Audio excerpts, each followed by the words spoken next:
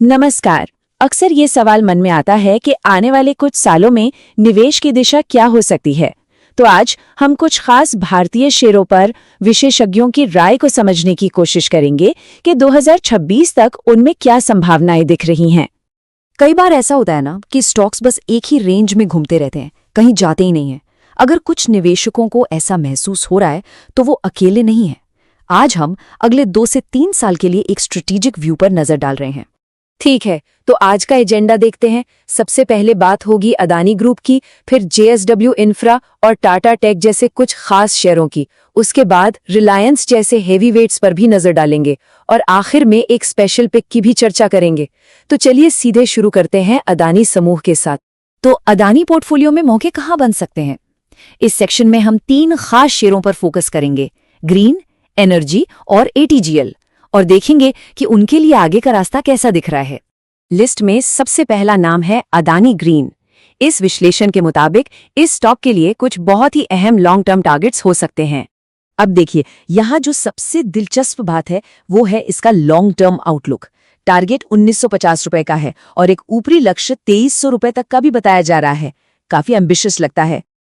अगला स्टॉक है Adani energy solutions. यहाँ पर विश्लेषण कुछ ऐसे खास लेवल्स की पहचान करता है जहाँ स्टॉक जमा करना सही हो सकता है और वो पॉइंट जहाँ से ये एक जबरदस्त ब्रेकआउट दे सकता है।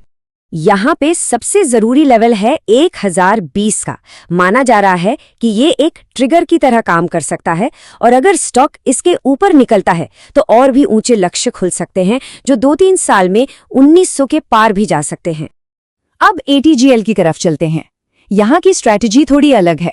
यहाँ फोकस किसी बड़ी तेजी से पहले निचले लेवल्स पर धीरे धीरे स्टॉक को जमा करने पर है और ये दिखाता है कि कभी कभी बाजार में धैर्य रखना कितना जरूरी है। मतलब ब्रेकआउट के लिए खेलने से पहले सही एक्यूमुलेशन जोन का इंतजार करना।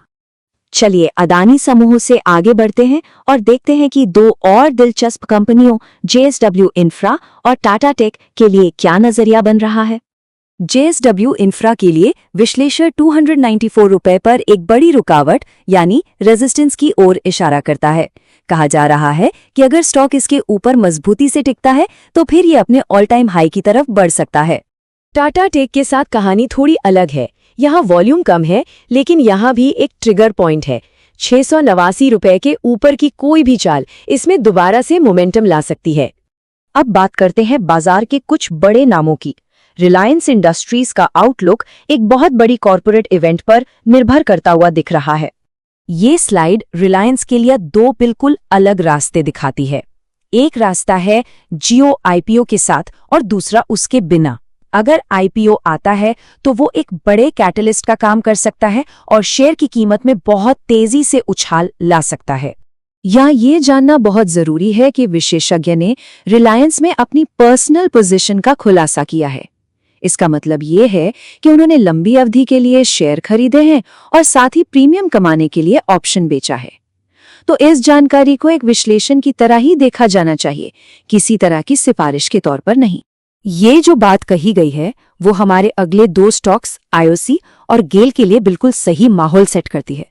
ये दिखाता है कि सरकारी कंपनियों में निवेश करते समय धैर्य रखना क्यों इतना जरूरी हो जाता है। IOC की बात करें तो स्टॉक अपनी रेंज के बिल्कुल ऊपरी हिस्से के पास कारोबार कर रहा है। यहां देखने वाली सबसे अहम चीज होगी 177 रुपए के ऊपर का ब्रेकआउट, जिसके बाद अगला लक्ष्य 240 का हो सकता है। और गेल के साथ रणनीति थोड़ी अलग है। यहां 158 रुपीस के आसपास फिर से खरीदारी करने का प्लान है ताकि 205 रुपीस और उसके बाद के ऑल टाइम हाई के लक्ष्य को हासिल किया जा सके। और अब आखिर में इस विश्लेषण से एक स्पेशल पिक विम्टा लैब्स। इसका लॉन्ग टर्म आउटलुक वाकई में काफी दिलचस्प है। यहाँ शुरुआती प्लान 587 रुपए के आसपास जमा करने का है। इसमें 662 रुपए एक बहुत ही अहम टेक्निकल लेवल है। अगर स्टॉक इसे पार कर लेता है तो ये स्टॉक का पूरा स्ट्रक्चर ही बदल सकता है। और अगर अगले 2 से 3 सालों में वो स्ट्रक्चर वाकई बदल जाता है तो विश्लेषण एक बहुत ही महत्वाकांक्षी 2000 रुपए के टारगेट की ओर इशारा करता है। तो इस पूरी चर्चा को समेटे तो इस पूरे विश्लेषण से कौन सी मुख्य रणनीतिक बातें निकल कर आती हैं? तो कुल मिलाकर ये पूरा नजरिया शॉर्ट टर्म ट्रेडिंग का नहीं है। ये धैर्य रखने, सही प्राइस लेवल्स को पहचानने और ये समझने के बारे में है कि कैसे कोई बाहरी घटना किसी स्टॉक की पूरी कहानी बदल सकती है। ये एक तरह से अगले कुछ सालों के लिए एक गेम प्लान है। तो आज हमने कई अलग अलग रणनीतियों पर बात की।